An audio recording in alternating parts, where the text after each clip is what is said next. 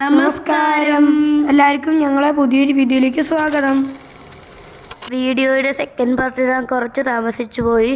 അതുകൊണ്ട് ഈ വീഡിയോയിൽ സർപ്രൈസ് നേരത്തെ പറയാം. ശ്രീ അയ്യപ്പസ്വാമിയുടെ തിരുവാഭരണം കാണാനാണ് നമ്മളിപ്പോൾ ഇവിടെ വന്നേക്കുന്നത്. പള്ളി ഫോറസ്റ്റ് സ്റ്റേഷനിലേക്കാണ് നമ്മൾ പോകുന്നത്. പോയിക്കൊണ്ടിരുന്നപ്പോൾ ചെറിയ ചാറ്റൽ മഴയും ഒരു പായസവും കിട്ടി. എന്ത് രസമാണ് ഈ മഴയത്ത് മലകളൊക്കെ കാണാൻ. കാട്ടിക്കൂടെയുള്ള ഈ മഴയത്തെ യാത്ര വലിയൊരു നല്ല അനുഭവമായിരുന്നു. മഴയും നനഞ്ഞ കാടും കണ്ട് നമ്മൾ പ്ലാപ്പള്ളിയിലേക്ക് പോയിക്കൊണ്ടിരുന്നപ്പോൾ കുറേ കർണാടകയും തമിഴ്നാടും വണ്ടികൾ പോയിക്കൊണ്ടിരുന്നു. അത് ശബരിമലയിലേക്കായിരിക്കും. നമ്മൾ പ്ലാപ്പള്ളി ഫോറസ്റ്റ് സ്റ്റേഷനിലെത്തിയപ്പോൾ കുറേ കുരങ്ങന്മാർ അവിടെ നിൽക്കുന്നു. വീഡിയോ ഒക്കെ എടുത്തു. ഇതാണ് ആ ഫോറസ്റ്റ് സ്റ്റേഷൻ. കുറേ പോലീസുകാരാണ് ഇവിടെ ശബരിമലയിലെ തീർത്ഥാടകത്തിന് നിയന്ത്രിക്കാൻ. വൈകിട്ട് ഞങ്ങൾ രാജപാറ സ്റ്റേഷനിലേക്ക് തിരുവാഭരണം കാണാൻ പോയി. കാട്ടിലെ ഉത്സവം കാണാൻ എന്ത് രസമാണെന്ന് നോക്കൂ.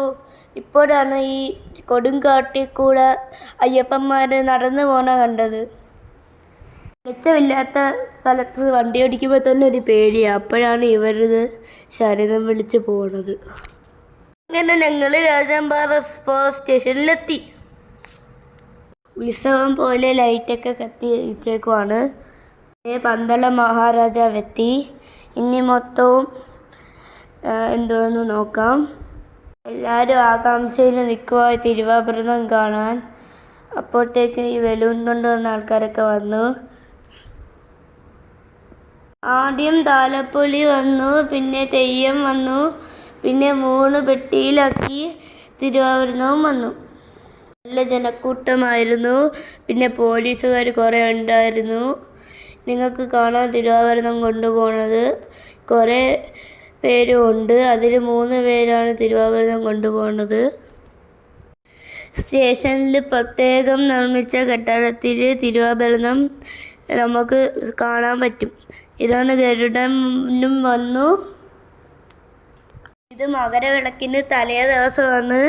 നാളെയാണ് അയ്യപ്പന് ഈ തിരുവാഭരണം അണിയിച്ച് കാണിക്കുന്നത്. ദീപാരാധനയ്ക്ക് തിരുവാഭരണം ചാർത്തിയുള്ള രൂപമാണ് അയ്യപ്പന്. ഇനി തിരുവാഭരണം എല്ലാം തുറന്ന് വയ്ക്കും. അത് നമ്മൾ ക്യൂ ആയിട്ട് പോയി ഇന്ന് കാണണം. എല്ലാവരും തിരുവാഭരണത്തിനെ തൊഴുതും പൂമാലയിട്ടും ആദരിക്കുകയാണ്.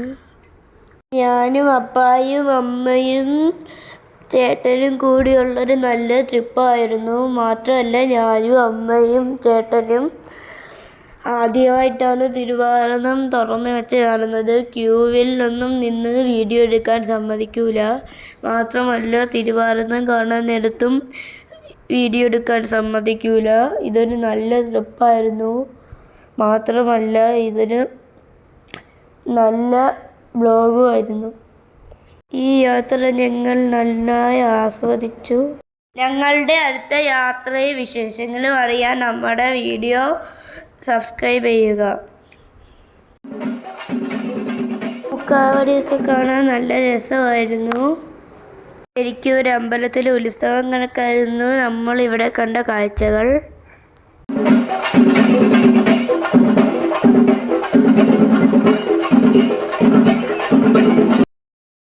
ഈ ഗരുഡ രൂപത്തിൽ വന്ന ആൾ നൃത്തം ചെയ്യുന്നത് നിങ്ങൾക്ക് കാണാം. ഗരുഡൻ ചിറക് വിരിച്ച് നിൽക്കുന്നത് ഞാൻ ആദ്യമായിട്ടാണ് കാണുന്നത്. മാത്രമല്ല തെയ്യവും ഉണ്ട്. കുരുത്തോല കൊണ്ടുണ്ടാക്കിയ ഈ കലാരൂപം കാണാൻ എന്ത് രസമാണെന്ന് നോക്കൂ. ഈ വീഡിയോ ഇഷ്ടപ്പെട്ടാൽ എല്ലാവരും ലൈക്ക് ചെയ്യുക, കമൻറ്റ് ചെയ്യുക. ഞങ്ങളുടെ പുതിയ യാത്രാ വീഡിയോസ് കാണാനായി സബ്സ്ക്രൈബ് ചെയ്യുക.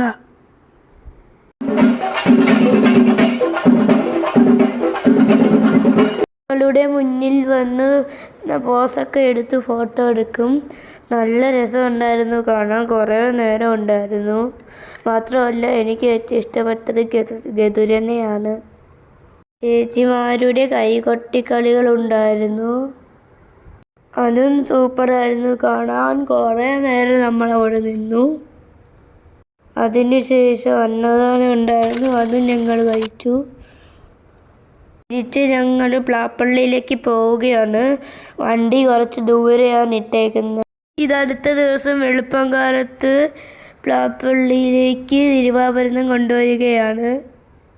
പ്ലാപ്പള്ളി സ്റ്റേഷൻ്റെ മുന്നിൽ കൂടെ പോകുമ്പോൾ പ്ലാപ്പള്ളി സ്റ്റേഷനിലെ സ്വീകരണമാണ് നിങ്ങളിപ്പോൾ കണ്ടുകൊണ്ടിരിക്കുന്നത്. ഇന്ന് വൈകുന്നേരത്ത് ഇത് സന്നിധാനത്ത് എത്തിച്ചേരും. ഇന്നാണ് നമ്മൾ വീട്ടിൽ പോകുന്നത്. അങ്ങനെ തിരുവാഭരണം നല്ല രീതിയിൽ കണ്ട് തൊഴുത് ഞങ്ങൾ വീട്ടിലേക്ക് പോവുകയാണ്. രാവിലെ 9:30 കിട്ടിയ പമ്പയിൽ നിന്ന് വരുന്ന ബസ്സിലാണ് നമ്മൾ കയറി വീട്ടിൽ പോയത്. ആറ്റിങ്ങൽ നിന്ന് വന്ന സ്പെഷ്യൽ പമ്പ ബസ്സിൽ കയറിയാണ് ഞങ്ങൾ വീട്ടിൽ പോയത്. Thank you. Like subscribe.